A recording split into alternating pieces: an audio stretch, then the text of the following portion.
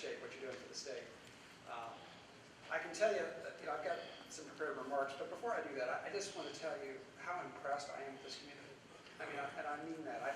I travel a great deal in this job, across the state and really across the world. And when I came up Main Street, I think it's Main Street, when I came up into town, and once again, I've been here, this is my second visit in this particular facility, and it's just so impressive. And then listening to the businesses listed that we just mentioned and recognized, it is remarkable what you've done in this community. And you should be very proud of what you have here. The other thing I think is interesting about this, and just listening to the remarks this morning by the speakers and watching the crowd interact, and this is more poignant today than I think it ever has been in this nation's history, is the importance of community, of relationships, of caring for one another. And you think about what's happened in Houston with the natural disasters in Florida, and then most recently what's happened in Las Vegas, and how those tragedies can shape communities, but also the importance of relationships, and how that really does create a framework for economic development and flourishing in most communities. So I will just tell you that I think that you guys are doing a lot of really great things in this community. So this morning I'm going to talk a little bit about what's happening in Frankfurt, and also share some things about what we're seeing across the state in terms of how businesses are making decisions and how that may impact how you view economic development here in this region. So, as Wade said, this is sort of the three-headed monster, if you will, of economic development. I have not had any experience in any form of state government before, but neither have the other two gentlemen you see on the screen. I knew the governor from business in North Carolina, and we were having lunch together just several years ago, and he disclosed this deep, dark secret to me during lunch. He said, "I think I'm going to get into politics." And I asked him why he thought that was sort of the next step for him. He had a very successful career in institutional investing, and I knew he was very involved in a number of activities outside of business. And he said, because I think there are two things this state is struggling with, and no one's talking about them. One is we have a pension crisis. Now, this is probably 4 years ago. Okay? And if you remember, or for those of you who don't know, the governor's professional experience has been in institutional investing. So he was working with pension funds, institutional investors. So he knew this state had a problem, and no one was talking about it. And the second thing is, he said, we have a problem with our foster care system in this state, and it's a wreck. And I think I can fix both of those things. And so he said, that's why I'm going to get into politics. And if you remember how he got into it in the primaries with our Senate leader, Senator McConnell. And I assumed when he said he was going to get into politics, I thought he'd run for school board. You know, he kind of waded into this process, but not the governor. He kind of went into it head first.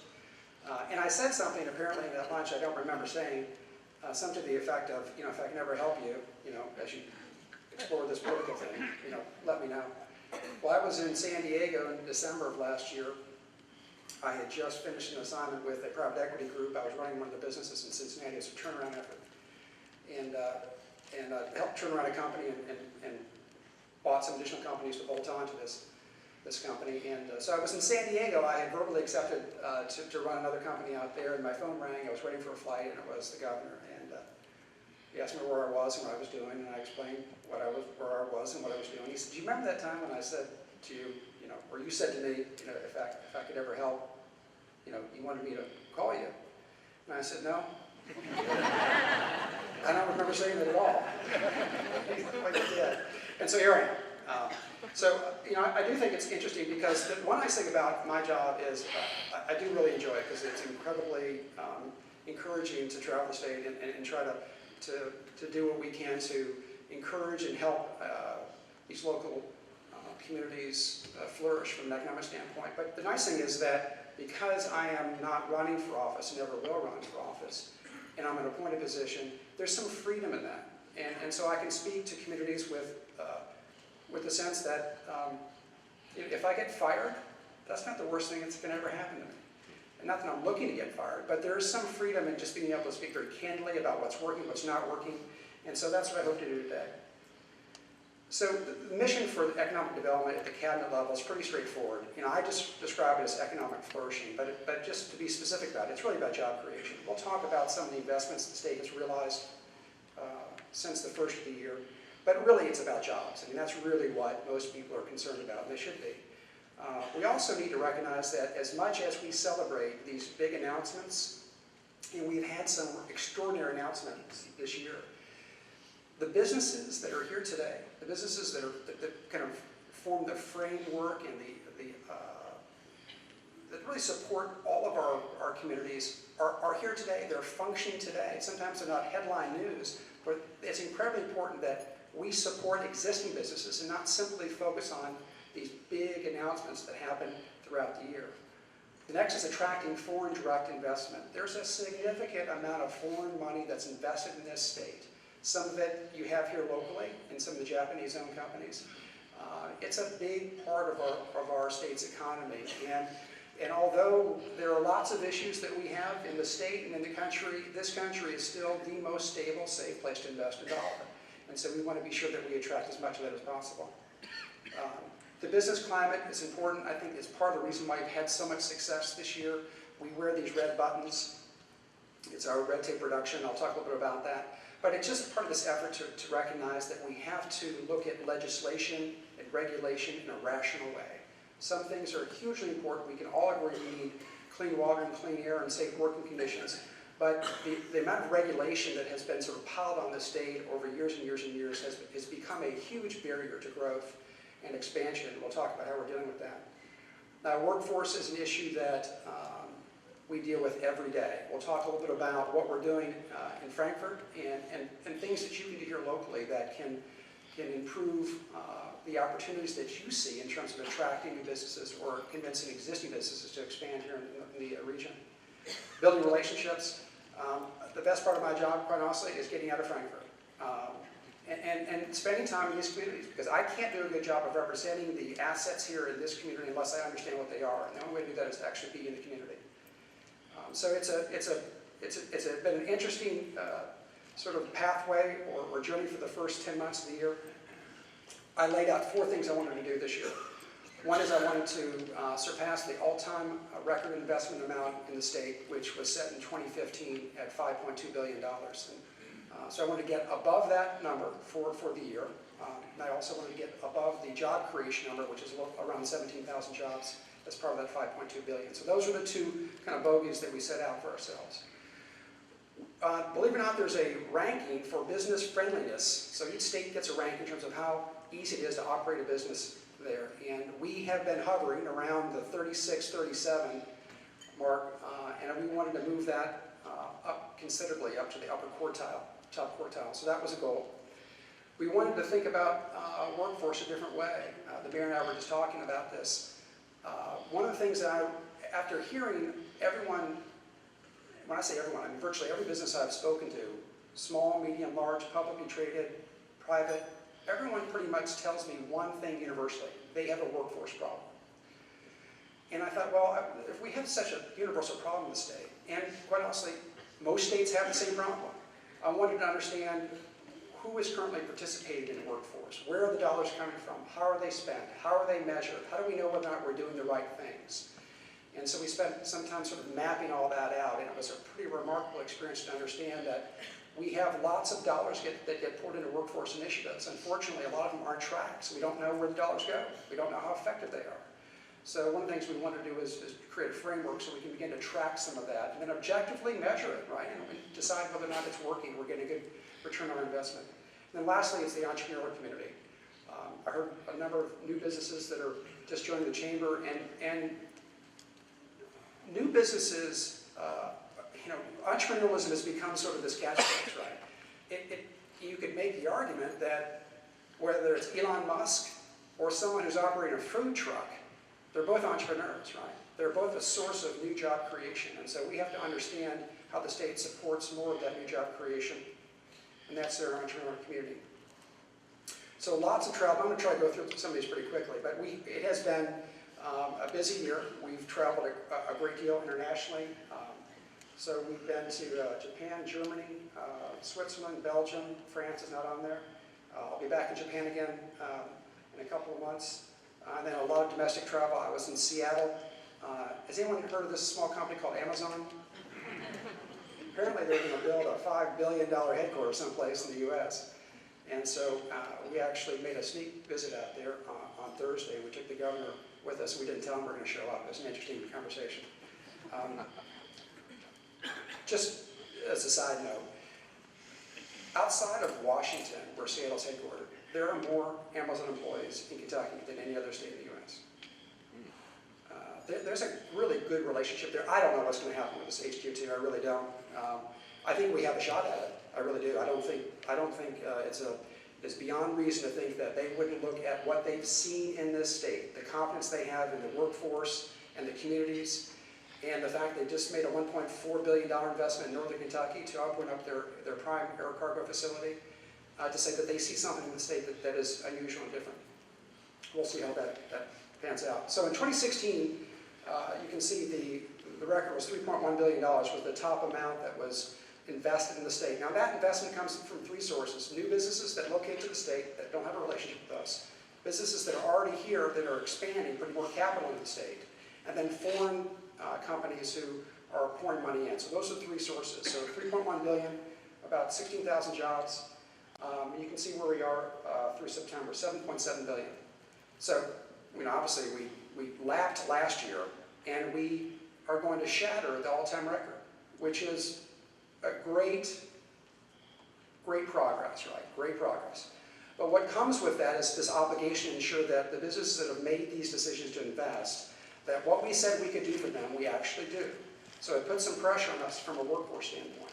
And you can see we're at about just over 12,000 jobs. I think we'll get to that 17,000 job mark before the end of the year. And I don't know where that number is going to end. I will tell you that in our pipeline, we kind of manage the business much like a sales force would. We look at the businesses that we've identified that have said they're going to make an investment. If you look at all of those businesses in the pipeline and calculate the total amount they're going to invest someplace, they're going to make this decision someplace in the U.S. Right now we've identified about $12 billion that we're working on actively. Okay, so to say it's a busy time is an understatement.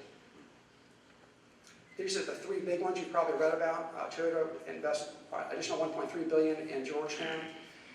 This investment is remarkable. That's the largest production facility in the world for Toyota Motor Corporation. So they have the biggest automotive manufacturing facility in Georgetown, Kentucky, and they decided that that's the place where they're going to put another $1 billion+ so that they can now change models. Right now, most automotive plants are model specific. They produce 1 or 2 or 3 different models. That's all they do in that facility. This will allow Toyota to really produce most of the cars in their lineup. So as consumer preferences change between passenger vehicles or light trucks, they can change their production output. So it's a different way of producing cars. Amazon is going to put $1.5 billion. That number is understated, by the way. It's probably closer to $2 billion. The jobs added is understated by probably a factor of 4, I'm guessing. It's going to be a really big deal. Now remember that $1.5 billion, that's just what Amazon said they're going to do to build out their prime air cargo facility. If you have a chance to drive into Covington Airport, you'll begin to see the prime air Boeing 737s lined up on the runway, just like you see FedEx and UPS planes as well. It's going to be a remarkable thing for that community. And that does not include all the businesses that will locate in and around that facility to have access to Amazon. So it's going to be a major source of new employment and economic growth in northern Kentucky. And then Brady Industries is the first aluminum mill to be constructed in the U.S. in the past 70 years. It's going to be built in the Ashland area. What's interesting about that one is that it'll be the most modern aluminum mill in the world. It'll be highly automated, incredibly efficient, very environmentally friendly. And what's interesting about both Amazon and Brady, and I'll talk about this a little bit later in my remarks, both of those opportunities, from the moment they set foot in our conference room to the moment we announced the investment, happened within 120 days. Think about that for a second.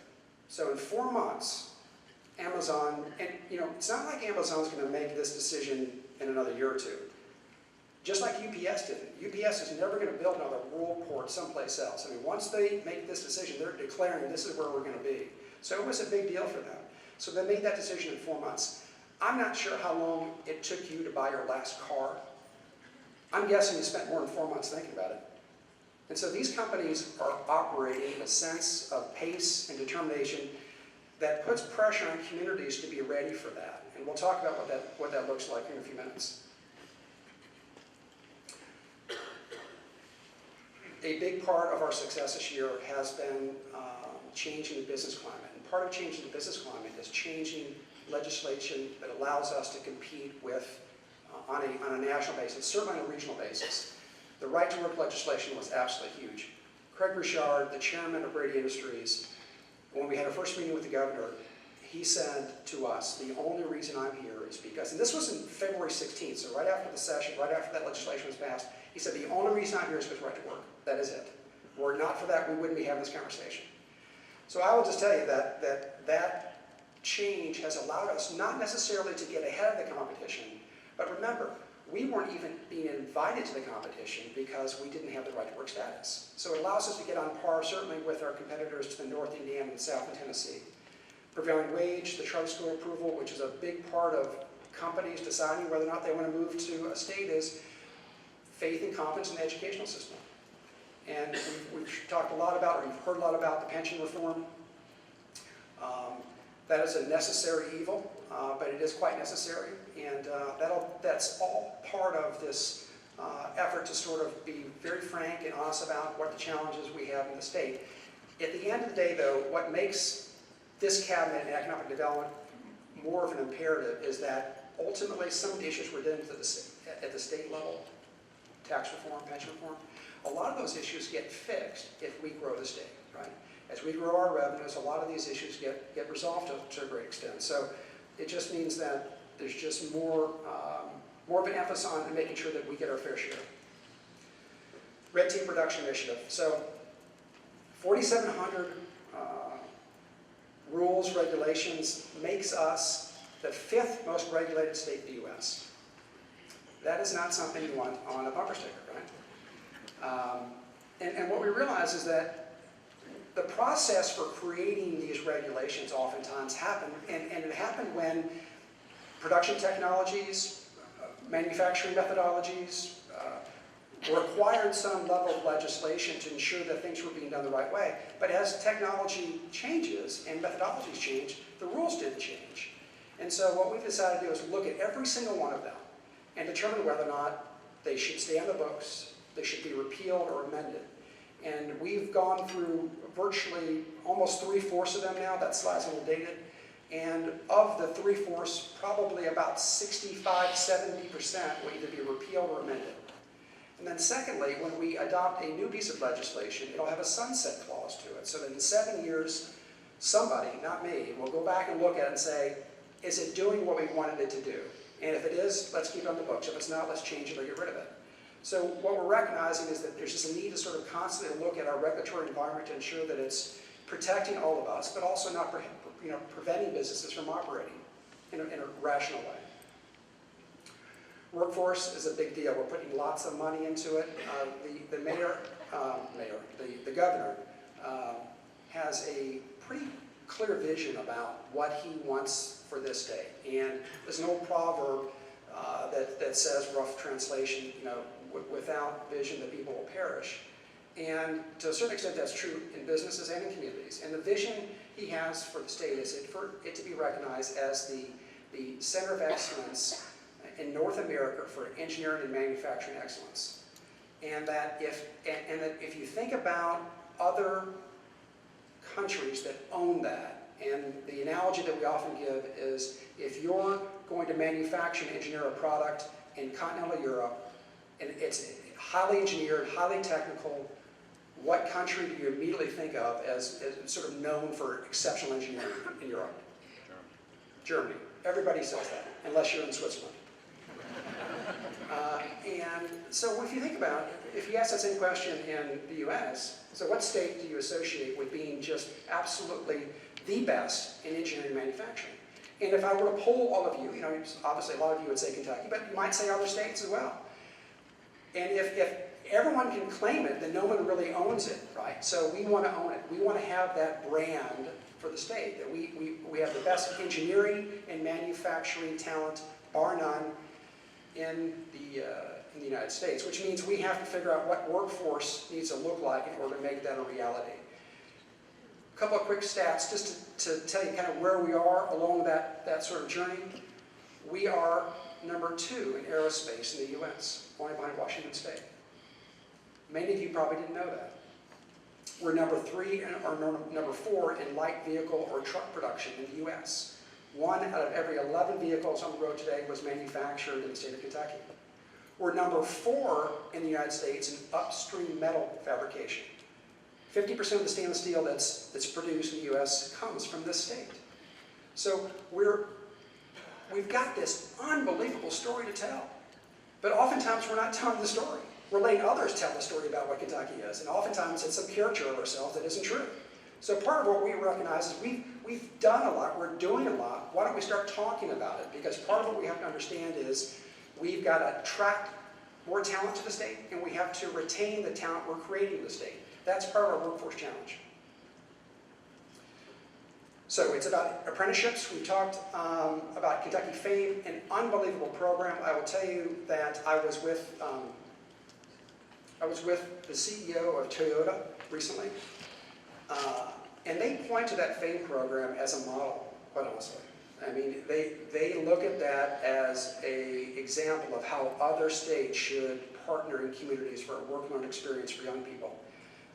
And we have it on good authority that in this Toyota Mazda joint venture that was announced several months ago, it'll be a $1.6 billion investment.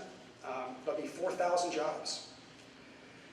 That workforce, other states that were competing for it, Toyota has said to them, if you want to look at a model that works, look at Kentucky Fame, because we believe that's sort of the framework, the template you should copy. So it's been a really, really important program for the state. And the Work Ready Skills Initiative, I was talking, and you all know about this because we've granted almost $3 million for the Owensboro Community Technical College to increase the training opportunities for folks in this community. It's a major initiative. About $98 million has been awarded this year. And it just speaks to the reality of us having to invest in workforce. The nice thing about this is it's tied to businesses that are operating in the community, so there's consistency to where we're putting dollars versus what businesses are saying they need. I'm going to quickly kind of go through this last section and talk about urgency, because I think this is an important point for you all to consider. How does this community, how does it ensure that it is ready for the next HQ2, the next Toyota Mazda announcement? In the past, I think these decisions, as I understand it, I've been doing this for 10 months, businesses were operating in a much more leisurely pace. They were sort of announcing a blue ribbon task force to consider economic expansion, and it was 8, 10, 12 months later they issue some sort of report that says here's what we should do, and then there's lots of discussion, and I don't know, 2 years later somebody makes a decision. We've got $2 billion plus companies this year that made a decision in 120 days. It's happening very quickly, and if the communities aren't ready for it, can demonstrate that they're ready for it, by the time it shows up, you can't catch up to it, okay? Now, that creates some risk for you all in terms of how do you prepare for that.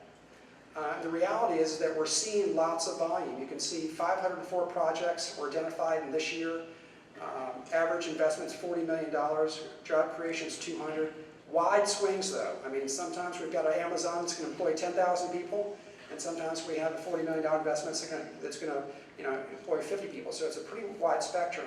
But the velocity that we're seeing is remarkable. So let me talk about 2 things that you got to consider. One is, do you have inventory? When I say inventory, I mean, do you have space? Do you have either build ready or move-in ready or existing vacant inventory? is it ready for commercialization?